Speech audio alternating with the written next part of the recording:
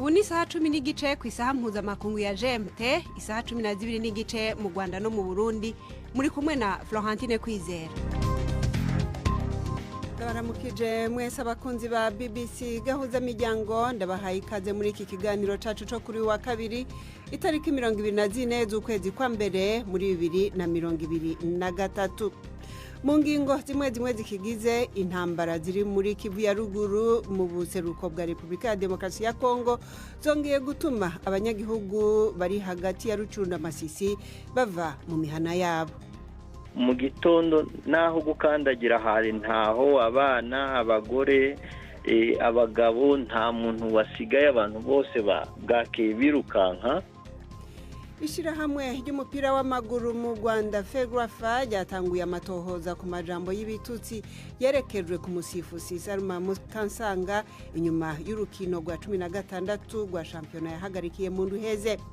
Umunyamabanga mukuru w'urwego rwa OTAN amenyesha yuko yavuganye n'Ubudage ku cifuzo cyo kurekurira ibihugu bigatanga kuri Ukraine intererano y'imodokari za gisirikare zikorerwa mu Budage.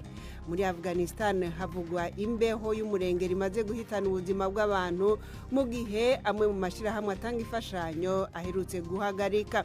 Tubafitiye n'urunana muri iki kiganiro gihagarikiwe na Mark Niyonkuru.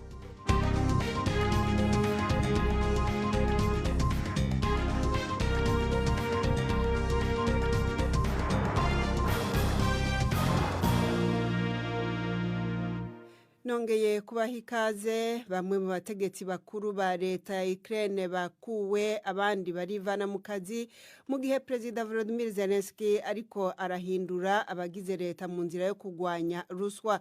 Batanu mu batwara intara hamwe n'ivyegera 4 by'abashikirangandi batakaje akazi kabo, abikuye mu kazi nabo hakaba harimwo umwe mu bakuru begereye umukuru w'igihugu hamwe n'icegera c'umushikirangandi wo kwivuna abansi. Ibiciro byatangajwe yuko vyaguzwe ibifungurwa byo kugaburira abasirikare muri Ukraine bivugwa yuko vyari birenze ikiguzi nyakuri. Umunyamakuru wa BBC ari Kiev avuga yuko Ukraine yabunzwe na ruswa kuva kera, ikaba ikeneye kuboneka yuko yakaravye iyo ngeso muri kino gihe iri kirakoresha imiliyaridi z'amadolari y'imfashanyo zaturutse mu bihugu vya Buraya bishuditse n'ico gihugu ca Ukraine.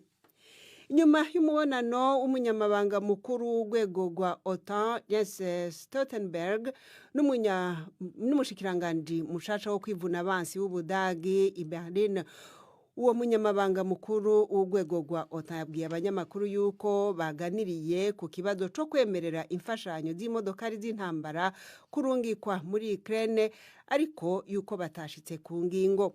Ukurikije amategeko agenga irungikwa ry'ibikoregwa mu gihugu c'Ubudagi, ico gihugu gitegerezwa kubanza gutanga uburenganzira kugira ngo imodokari za gisirikare gikora zirungikwe mu mahanga nubwo zoba ari iz'ibindi bihugu. Polonye rero yaramaze gutanga ubusabe nk'uko biri muri iyi nkuru ya Damien Magines mushikizwa na Syriaque Muhawe nayo. Ingingo ya Polonye gusaba ku mugaragaro Ubudagi uruhusha rwo kurungika ibiduga bitamenwa vy'intambara vyakorewe muri ico gihugu muri Ukraine bigiye kongereza kotsa igitutu umushikiranganje wa mbere w'Ubudagi Olaf Scholz kugira afata ingingo. Abanyepolitike benshi b'Ubudagi harimo umushikiranganje w'imigenderanire bavuga ko ico gihugu kidashobora kuba intambanyi ku bindi bihugu bishaka gutanga ivyo bimodoka, ariko ingingo ya nyuma ifatwa n'umushikiranganje wa mbere. Umuvugizi wa leta y'Ubudagi yabwiye BBC ko ibiro vy'umushikiranganje wa mbere bigiye kwihweza ivyasabwe na Pologne vyihuta. Abashigikiye umushikiranganje wa mbere bakiriye neza ivyo babona nk'ingingo yitondewe, ariko kuri benshi mu batavuga rumwe nawe, bamwe muri bo bari mu runani rwa leta yiwe babona ko hari ukugenda buke buke, guteba hamwe no kwijijanya imitima.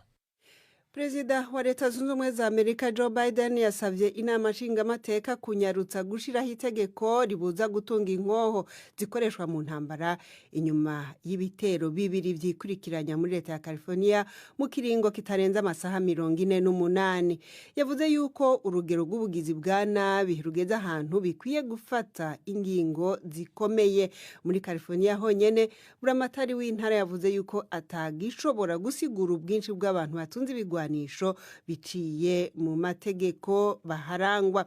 Gavin Newsom umudemokrate arega abarepublikani yuko mu nama nshingamateka aribo baburizamwo itegeko ko ryohinduka, akavuga yuko bahengamiye ku bafise amahinguriro y'ibigwanisho. California nako murantunga niyo leta ifise itegeko rigenga itungwa ry'ibigwanisho rikaze gusumba ayandi mareta yo muri Leta Zunze Ubumwe za Amerika.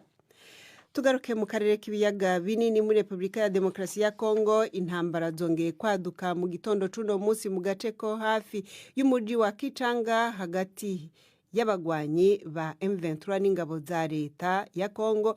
Impande zompi zikaba zitana ba mwana kuwashoje iyo ntambara. Izo ntambara zumvikanye mu duce twa Gihonga, Ngola, Kajagari na Shangi, zikaba zerekeza mu gisagara ca Kichanga. Abanyagihugu benshi bavuye mu twabo, bamwe bahungira mu nkengera zaho, abandi berekeza mu muji wa Goma. Navuganye n'umwe mu bari basanzwe baba aho Kichanga, Isaac Ndizihiwe, anyiganira uko bumvise izo ntambara zaturutse imbere yuko batangura guhunga. Mu gitondo kubera imirwano twahise duhunga twerekeza mu misozi, ariko imirwano zatangiye turi muri Gicanga. Ubwo rero twerekeje Imweso, abandi berekeje za Kibarizo, abandi baja Inyamutabo, uko byatangiye amasaha 11, abari bafite nk'amamoto bugufi yaberekeje za Goma. Ni intambara ziri ko zibera hehe hagati y'abandi? Amasasu yumvikanaga mu bice bya Gihonga, bya Ngola, Kajagari na Shangi. Niho amasasi yatangiye kumvikana mu masaha 11, saa 12 n'igice hafi saa moya. Yaramaze kwegera cyane umungini wa Gicanga ku buryo abaturage batashoboye kurezista. Benshi ubwo bahise bafata amayira kwirukanka, bamwe berekeza za Kibarizo, abandi za Mweso, abandi abanyaburungu benshi bagiye ahitwa mu Rwashoga, ahitwa Inyamitabo, n'abandi berekeza za Goma. Ni muri Masisi. None ibi bibanza mutubwiye vyatewe, mwumva ari ibande bateye? Gihonga, Ngola, Kajagari na Shangi na ahantu hari amapozisiyo ya guverinema. Guverinema ubungubu iri kurwana na M23, kandi mu Bwiza ni M23 yaririho. Ubwo abo baturutse mu Bwiza nibo baje nyine batera ibirindiro bya leta. Ubungubu kabisa bari hafi cyane ku nkengero za Gicanga. Mwabonye abanyagihugu basanzwe bavuye mu mihana yabo kubera izo ntambara bangana iki? Nimba abantu bagiye uruhande rumwe canke nimba basanzaye, aho mutubwira aho mwatumbere uko mubona bimeze? Gicanga ni umujyi munini cyane muri Masisi, uratuwe n'abantu benshi cyane. Ubwo mu gitondo naho gukandagira hari ntaho, abana, abagore, abagabo, nta muntu wasigaye, abantu bose bwakeye birukanka. Gusa buno ku manywa abagabo nyine bake bashiritse ubwoba nibo baje guhengereza kugira ngo barebe, kuko mu mungini wa Gicanga nta ntambara yari yakandagiramo, inacyari ku nkengero. Ubwo nyine abantu barahagaze ku muhanda bareba niba byaturuka nka hehe, uko nguko niko byitwaye. Ariko abadamu, abantu b'intege nkeya, bose ubwo bavuyemo, bose berekeje mu misozi. Ko mwatubwiye yuko abagiye berekeza mu muji wa Goma hakuru arabazindutse kare mu gatondo, ubu haracahita bimeze bite? Ubu ngubu nta nzira ihari yo kuva Ikirorirwe werekeza Imweso, nta moto ziri gutambuka. Abasirikare bazihagaritse zose batinya ko bashobora guhura n'amasasu. Isaac Ndizihiwe twavugana ari Masisi. Gahuzamiryango tugeze ku isaha imwe ura iminota 20 mu karere k'ibiyaga binini.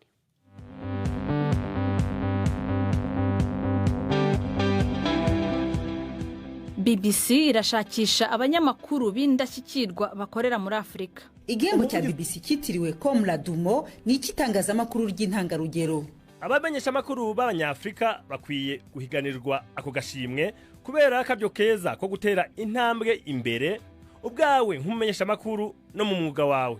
Utsindiye ako gashimwe aronka akaryo ko kuza i Londres akahamara amezi 3 akorana na bamwe mu bamenyesha amakuru babunyoye. Iyi ikaba ariyo ntambwe ishobora kubaduza mu mwuga wabo.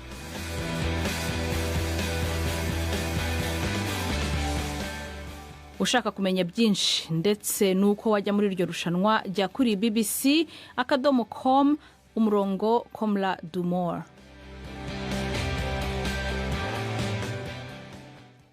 Nuko rero namwe ntimuzotangwe kwipima. Ishirahamwe ry'umupira w'amaguru mu Rwanda ryavuze yuko ryatanguye iperereza ku bugome bwakorewe umusifuzi w'icamamare Salma Mukansanga igihe yari yahawe kuyobora umwe mu mikino y'umunsi wa 16 wa shampiyona. Abakurikiye uwo mukino wabaye mu ndwi ishize bakavuga yuko abakunzi b'umugwi wa Kiyovu Sport bumvikanye kenshi berekeza amajambo y'ibitutsi ku musifuzi igihe bahura n'umugwi wa Gasogi United.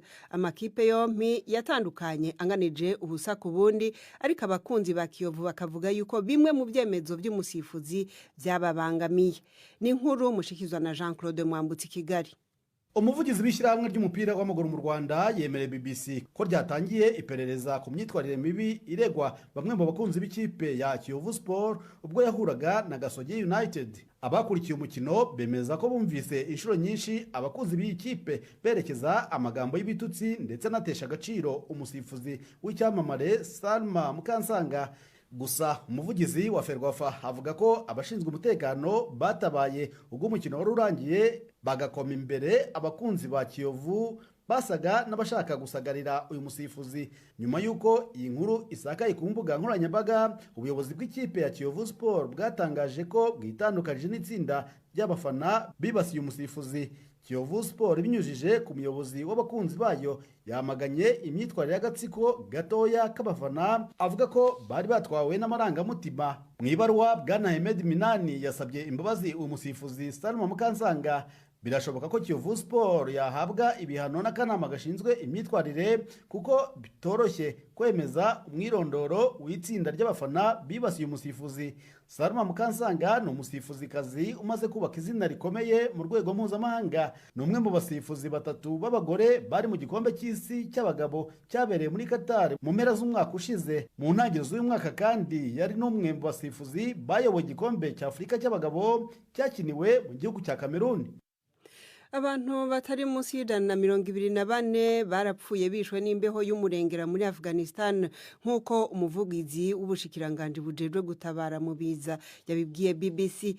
Yavuze yuko ibitungwa birenga 70,000 navyo nyene vyapfuye hirya no hino mu gihugu muri kino gihe c'imbeho, aho hakanye ku rugero rutari bwaboneke mu kiringo c'imyaka igera kuri 10.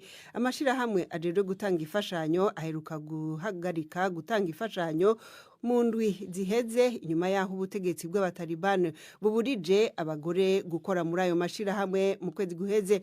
Umushikiranganje w'imfatakibanza Mullah Mohamed Abbas Akund yabwiye BBC yuko atakizohinduka kuri ico cemezo. Inkuru ya YADUTSE tumishikizwa na Yvette Kabatesi. Mullah Akund yabwiye BBC ko uduce twinshi two muri Afghanistan ubu twuzuye urubura, indege z'akajugujugu zoherejwe mu butabazi ariko ntizashoboye kururuka mu bice by'imisozi miremire. Minisitiri w'agateganyo yatangaje kwiteganya gihe ryo mu minsi 10 iri imbere rigaragaza ko ibipimo by'ubushyuhe bizazamukaho, ariko ahangayikishijwe n'umubare w'imfu ushobora kwiyongera yaba ku banya-Afghanistan cyangwa amatungo yabo. Ibihe by'ubukonje bukabije bihora bikomeye muri icyo gihugu, ariko n'ubwa mbere bikarishye cyane kuva mu myaka 10 ishize. Ndetse muri uyu mwaka ibikorwa by'ubutabazi birabangamirwa n'itegeko teka rya guverinoma y'abatalibani ribuza abagore gukora mu bigo by'ubutabazi. Cyakora Mullah Akund ntiyari amagambo, yashimangiye ko iryo tegeko ritazavaho, ko umuryango mpuzamahanga ugomba kwemera umuco wa Kiyisilamu wo muri Afghanistan. Abayobozi b'imiryango ifasha harimo na ONU baragerageza mu buryo bwihuse gushakisha uko bakorera munsi y'iryo tegeko ribuza abagore gukora. Mbere yo kuja mu runana tubabwire yuko hari impungenge ku iduga ry'ibitigiri by'abana b'impunzi bazingamitswe n'ingwara zifatiye ku gufungura nabi muri Kenya. Ishirahamwe ry'abaganga batagira imbibe Médecins Sans Frontières rikamenyesha yuko mu ikambi ya Dadaab isanzwe icumbikiye abantu benshi cyane ibintu bitera biyangara. MSF ivuga yuko ikibazo caturutse ku bintu byinshi birimo ikiza cakorera uruzuba rwinshi hamwe rero n'injyane zibarizwa muri ico gice ca Afrika. Dadaab icumbikiye impunzi zigera ku bihumbi 250 abenshi muri bo bakaba baturuka muri Somalia. Ubu naho n'umwanya w'urunana.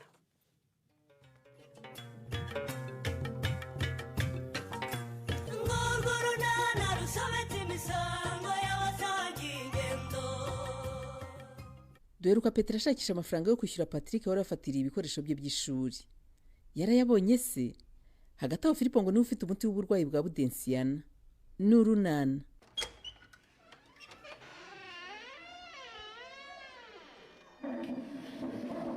Ngezeho madame arwaniye bambwira ko munshaka muga. Yego Fili. Narensize mbwiye sore nango nuhagera uze hano tuvugana. Nguteze amatwi rwose mbwira. Fili. Ndakumva. Uyu munsi budensiyana turamusezerera. Ako mbere yo kumurekura ngo aze mu rugo, ugomba kumenya impamvu amazi iminsi yose mu bitaro. Ni ikibazo gikomeye rwose kubona umuntu arwara akaremba yakorerwa ibizamini bagasanga nta burwayi afite. Suko atararwaye. Nuko ibizamini twamufatiye atari byo byagombaga kugaragaza indwara ye. Ari nayo mpamvu nifuje kuganira nawe mbere yuko umugore wagaruka mu rugo. Umutwe udakira, guhinda umuriro, kumva adatuje n'isereri budensiyana yaramaranye iminsi ntiyabitewe n'indi ndwara iyo ari yo yose. Yabitewe n'ibibazo mufitanye mwembi. Muga. Karama. Burya hataka nyir'ubukozwemo koko. Nyir'ubutarangwa n'akebo yicecekeye. Ushatse kuvuga iki Fili? Ko budensiyana yandushije kugaragaza ko arakaye kandi ngewe narashize. Uko biri kose mugomba kwicara mukaganira ku kibazo mufite mukagikemura Fili. Kuko naza mu rugo bigasubira uko byari bimeze, arasubira inyuma cyangwa amererwe nabi kurushaho. Kandi noneho nagaruka hano turahita tumwohereza ku bitaro bikuru. Ashobora kutagaruka hakaza ngewe rero. Ngwiki? Icyo utumva se niki muga? Erega nanjye simeze neza. Iyo stress nanjye ndayifite kandi byose niwe wabiteye. None se ukumva ibyo byo kubisikana umwe avaha mu bitaro ndabyinjiramo ari wo muti w'ikibazo mufite Fili? Urabize Devo. Karama. Ndakubwiza ukuri no kumugemara rwose nuko ari ukurenzaho ngo rubandita twota. Ariko ubundi sinari nkwe rwose kugera aha ngaha. Mana yanjye we, naho bigeze Fili? None si umugore washatse ategeka gufata nk'umugabo mu rugo rwe, akaguhunga ugasigara wigunze ubwo urumva hasigaye iki? Fili. Ndakumva. Ko hari abantu hadapfa abandi kukimwihererana ibibazo koko. Erega nyine ni kwa kundi umuntu aceceka avuga ngo bizakemuka. Wanaganira n'umuntu ukamubwira duke wanga kwimeninda. Aho kugira ngo rebe ikemuke rero rwose birushaho kugenda biba bibi. Inshuti zirahari, abavandimwe barahari mutwemerere rwose tubafashe gukemura amakimbirane mufitanye. Amahoro agaruke mu rugo rwanyu. Ibyo no kubanza kubitekerezaho Devo. Nukuri mbwira niba watwemerera nge n'umugabo wanjye tukaza mu rugo rwanyu tukabafasha gukemura ibibazo mufite.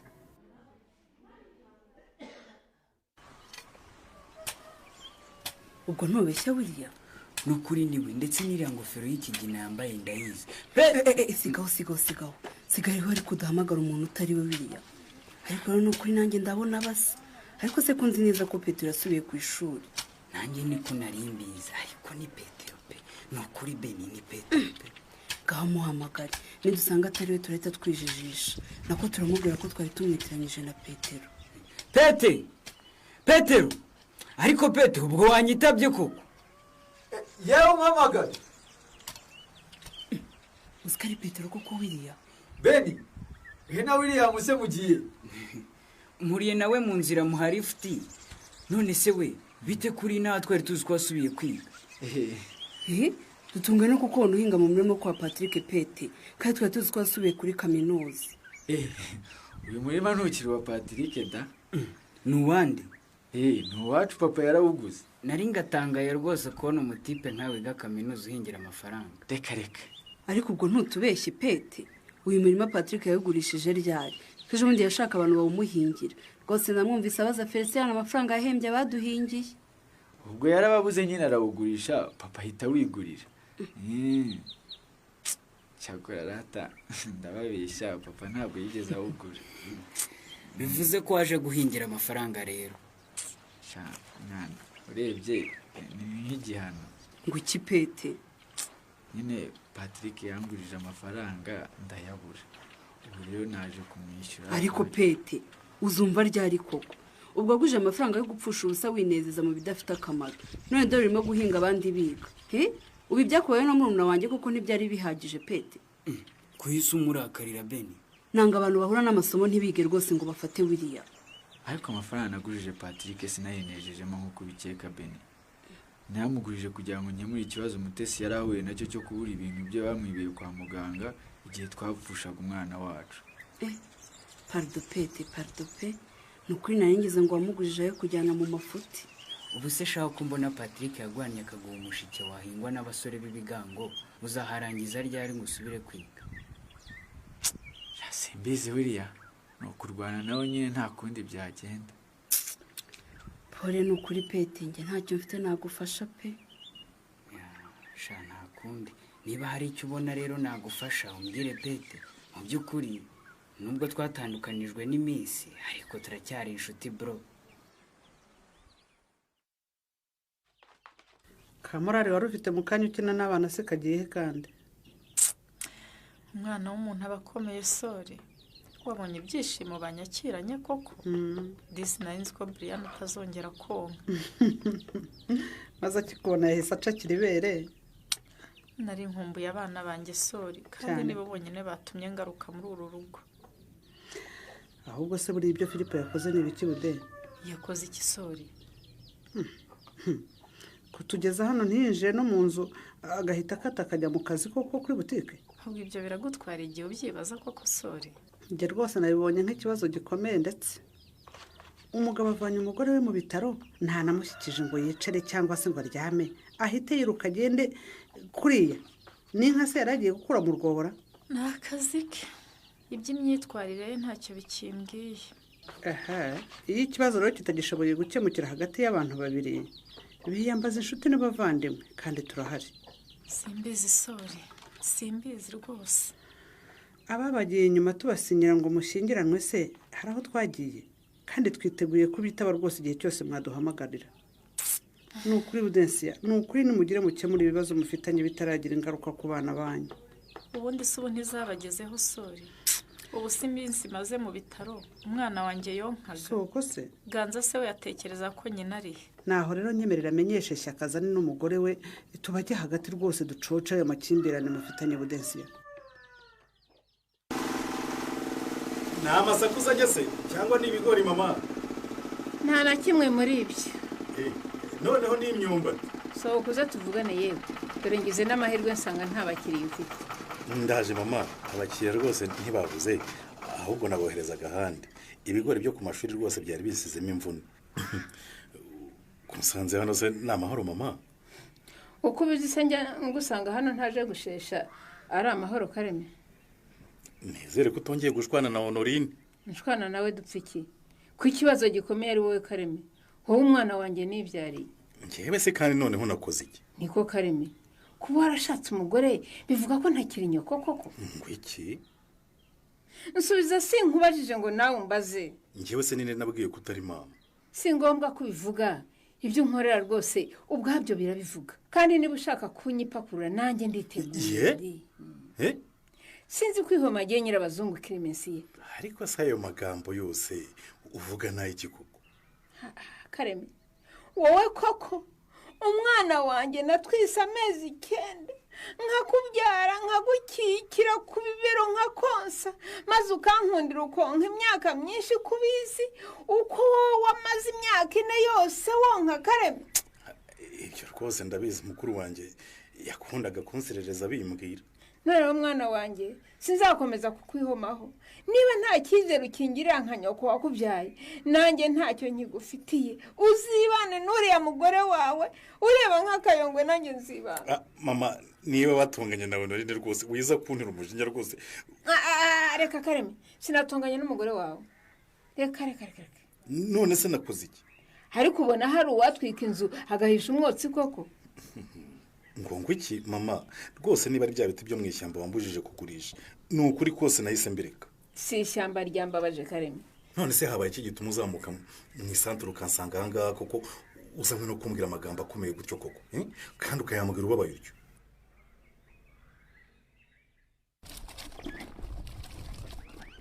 umbwiye ngo iki Beni? ariko se wabaye uretse ibyo urimo ukaza nkaguha amakuru ashyushye. ngo amakuru ashyushye Beni? ninde uyakubwiye se? ni nonsiyata cyane devota? nonsiyata cyangwa devota? mbwira vuba yewe niba ararebana no kujya kumbaga fistire mite nitegura vuba nonaha. Oyasha ntabwo ararebana no kujya kubagwa fistire. ubwo se andi makuru ashyushye ndeba nayahe koko? naya Petero ntakureba se? Petero se niyagiye ku ishuri? wapisha ari inaha yarakubiswe yarahondaguwe asigaye ari umupagasi wo kwa Patrick. ngo iki Beni? nakurambeshya Petero yagiye ku ishuri yaje na hano kunsezera ibyo uvuga byose simbyumva. Petero saretse kujya kwiga kuri kaminuza ajya gupagasa kwa Patrick. ibyo nkubwira nabyiboneye n'amaso yanjye yiriwe ahingira Patrick. no wapi nuko bimeze rero. none se byagenze bite Beni? uko ni ugukunda amafaranga gusa koko? wavuze ko ngo yagujije Patrick amafaranga yarangiza akabura yo mwishyura undi nawe akamutegeka kumuhingira. uranyumvira di kuki se yaguje amafaranga azi neza ko adafite akazi azabonamo ayo kwishyura? nyamara ushatse wareka gucira Petero urubanza mute kuko ibyamubayeho bifitemo uruhare. Njyewe? wowe rwose. nambeshyere nta mafaranga nigize musaba rwose. ngo ideni yananiwe kwishyura Patrick niryo yafashe ngo akemure ibibazo byawe mute. ariko mana mutesi imbere yo guteza abantu bose ibibazo koko. ngo ubwo wavaga ku bitaro nyine barakwibye ibintu byose Petero yaraguje kugira ngo akugurire imyenda none yabuze ayo yishyura niko kuyahingira. ubu ndi mwana yabujijwe kujya kwiga no guhingira amafaranga yagujije kubera ngewe koko. ubuse nkuri iki ngo mfashe Petero ave muri ibibazo koko Beni? uracyamukunda Petero bigeze aho mute? none se wagiye gufata ideni ngo amfashe nyanze Beni? ubuse Felician yakwemera kumufasha we? uzi kusetsa mute? urinda uvuga ngo Felician afashe Petero se Ruremesha yamufashije sise? Felician na Ruremesha ninde urusha undi amafaranga?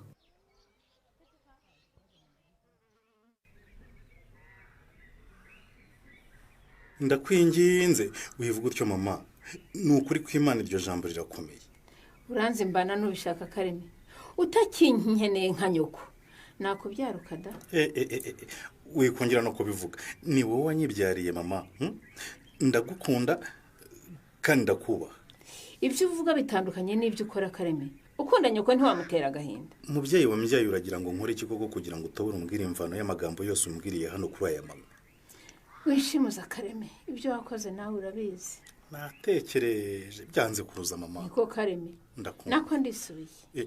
oya mbabarira umubwire rwose ikosa ryanjye ngusaba imbabazi twiyunge nk'umubyeyi. Kareme amambere wampeshe ko umugore wawe atwite mbimenya bigeze he?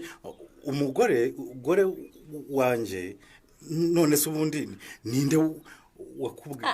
mva mbese kugira ngo utinyuke wongere umpishe ko Norine atwite koko. ariko rero rwose mama jewe umva ye uravuga ibiterekeranye uvuga iki? watewe n'iki kumpisha Kareme?